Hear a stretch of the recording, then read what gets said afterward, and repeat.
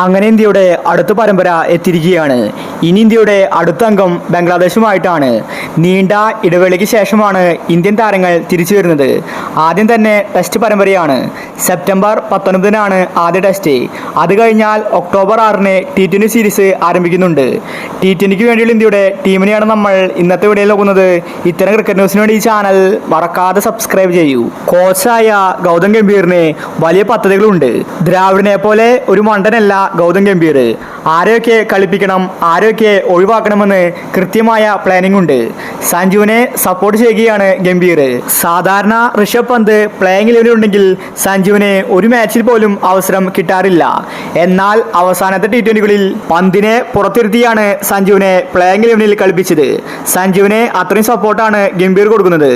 ഇപ്പോഴിതാ ബംഗ്ലാദേശുമായിട്ടുള്ള T20 സീരീസിൽ സഞ്ജു ഉണ്ടെന്ന റിപ്പോർട്ടാണ് വന്നിരിക്കുന്നത്. കോച്ചായ ഗംഭീറാണ് സൂചന തന്നിരിക്കുന്നത്. സഞ്ജു മാത്രമല്ല, അഭിഷേക് ശർമ്മ, ഋതുരാജ് ഗെയ്ക്വാദ്, ശുഭ്മാൻ ഗില്ല്, റിയാൻ പരാഗ്, അർഷദീപ് സിംഗ് തുടങ്ങി ഇന്ത്യയുടെ യുവതാരങ്ങൾ എല്ലാം ഉണ്ട്.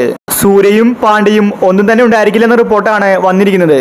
സഞ്ജു ചിലപ്പോൾ ക്യാപ്റ്റനോ വൈസ് ക്യാപ്റ്റനോ ആകാൻ സാധ്യതയുണ്ട്. രാജസ്ഥാൻ ടീമിന് വേണ്ടി സഞ്ജു മികച്ച രീതിയിൽ ക്യാപ്റ്റൻസി കാഴ്ചവെച്ചിട്ടുണ്ട്. അതുകൊണ്ട് സഞ്ജുവിനെ ക്യാപ്റ്റൻസി ഏൽപ്പിക്കാനാണ് ഗംഭീറിന്റെ പദ്ധതി. പാണ്ഡ്യയ്ക്ക് ഇനി ക്യാപ്റ്റൻസി ഏൽപ്പിക്കില്ല. പാണ്ഡ്യയെ പൂർണ്ണമായിട്ടും T20 ക്യാപ്റ്റൻസിയിൽ നിന്ന് ഒഴിവാക്കി. സൂര്യകുമാർ കളിച്ചില്ലെങ്കിൽ ക്യാപ്റ്റൻ സ്ഥാനം സഞ്ജുവിന് വരാൻ സാധ്യതയുണ്ട്. സഞ്ജുവിന് ഇനി ക്യാപ്റ്റൻ ആയില്ലെങ്കിലും ടീമിലൊരു അവസരം കിട്ടിയാൽ മതി. സഞ്ജു എങ്ങനെയെങ്കിലും പിടിച്ചു കയറും. ഋഷഭ് പന്ത് ടെസ്റ്റ് സീരീസിലായിരിക്കും ഉണ്ടാവാൻ പോകുന്നത്. T20 സീരീസിൽ സഞ്ജുവും ഇഷാനും ഉണ്ടായിരിക്കും. ഇഷാനെ തിരിച്ചു വിളിച്ചിരിക്കുകയാണ്. ബംഗ്ലാദേശ് ചെറിയൊരു ടീമല്ല, അതുകൊണ്ട് നോക്കി കളിച്ചില്ലെങ്കിൽ ഇന്ത്യക്ക് പണി കിട്ടും. T20 സീരീസിൽ ബംഗ്ലാദേശ് നല്ല കളി കാഴ്ചവെക്കാറുണ്ട്. T20 വേൾഡ് കപ്പിൽ തന്നെ ബംഗ്ലാദേശ് മികച്ച കളി കാഴ്ചവെച്ചിട്ടുണ്ടായിരുന്നു. അപ്പോൾ നമുക്ക് ബംഗ്ലാദേശ് T20 സീരീസിന് വേണ്ടി കാത്തിരിക്കാം. ഇത്തരം ക്രിക്കറ്റ് ന്യൂസിന് വേണ്ടി ഈ ചാനൽ മറക്കാതെ സബ്സ്ക്രൈബ് ചെയ്യൂ.